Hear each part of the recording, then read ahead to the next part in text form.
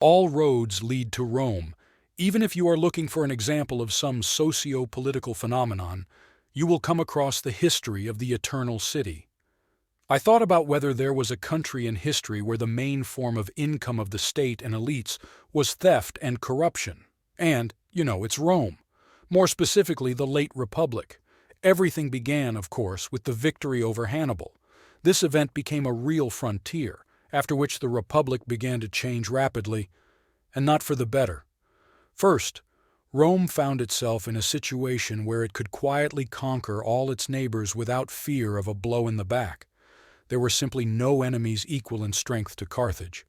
Therefore, the nobility of Rome moved from the needle of attempts to develop land use to the needle of conquering neighbors, contributing and plundering the defeated. One single military campaign could radically improve the economic situation, so wars became inevitable. There was, however, a nuance. All these military leaders from the nobility fought on the orders of the Republic and on the money of the Republic, and the financial flows from the war mostly settled on their own hands. Trials for dishonest enrichment during the war and concealment of booty had been the norm in Rome since ancient times, but in this period they became more necessary than ever. And here factor number 2 came into play, the circular bale of the Senate oligarchy. Yes, in Rome triumphed oligarchy. A dozen ancient aristocratic families fought to place their people in all the magistracy. Hannibal masterfully swept away from the political arena many generous of nobility, having ruined them by their 15-year devastation of Italy. And those who remained in power redistributed the Italian pie, rising to unattainable heights. And these families were usually grouped into interest groups, so that in fact there were 3 parties opposing each other.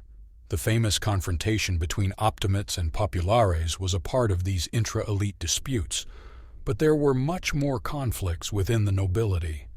Because of this, every trial against a warlord who had gotten rich turned into a political trial, and often it was one where the goal was not to return money to the treasury, but to throw out of politics both the commander himself and as many of his supporters as possible, especially since the trial could be avoided altogether by simply sharing it with respectable people. And where is the state interest?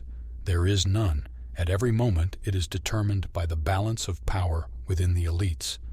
And to put it simply, nobody has been interested in the interests of the Republic as a common cause for a long time.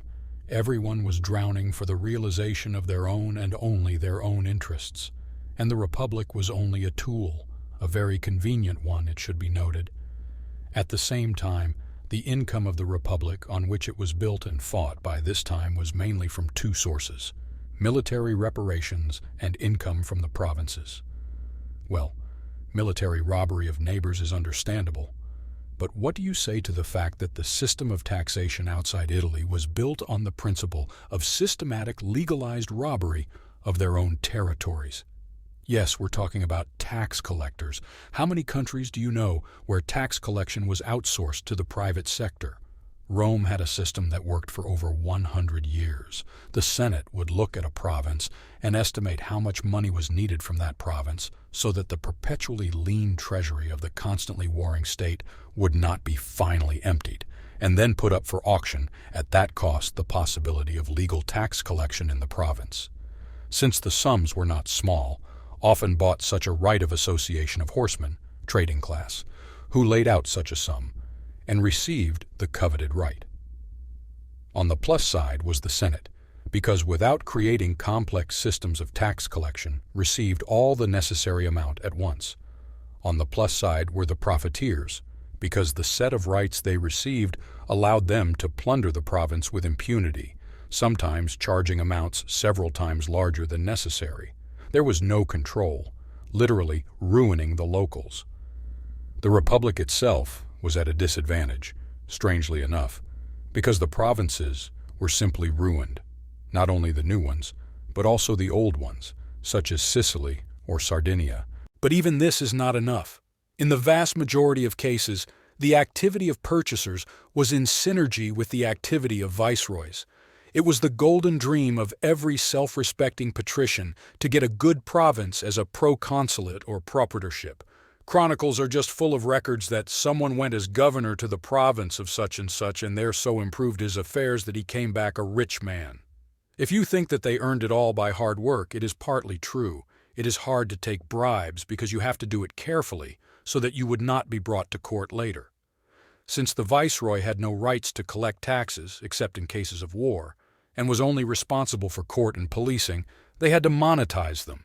A bribe for a necessary court decision? You're welcome. Need to legalize a plot squeezed from your neighbor? No problem. Unaffordable fees? Why don't you give me half of that amount and forget about it? A group of bribe takers terrorizing the people of the province. I'll turn a blind eye for a percentage. It may seem that all this is relevant only for the overseas provinces, and Rome itself remained as if outside these practices all in white. No, it wasn't. Rome is a kingdom of corruption. Take at least King Jugurtha, who bought Roman senators, governors, and military leaders, and then spit on their heads and on the Republic, sending all its representatives, saying that he could buy all senators in general, and not once. And so he did. Moreover, Jugurtha is so famous, not because of the fact that he bought senators. Each barbarian king at that time was on the fodder of several, and for the absolutely unimaginable insolence not just to recognize it, but also in every way to mock Rome. Actually, Roman historians describe corruption in the Senate as just quite mundane. In the Republic at that time, for a bribe, it was possible to push through the necessary law and to buy a magistrate. The usual practice in the election of magistrates was simple and uncomplicated direct bribery of voters, and it was possible to pull off a natural coup d'etat for money. It was due to the bottomless purse of Crassus, and greasing the necessary people with money from it, that the first triumvirate became a reality.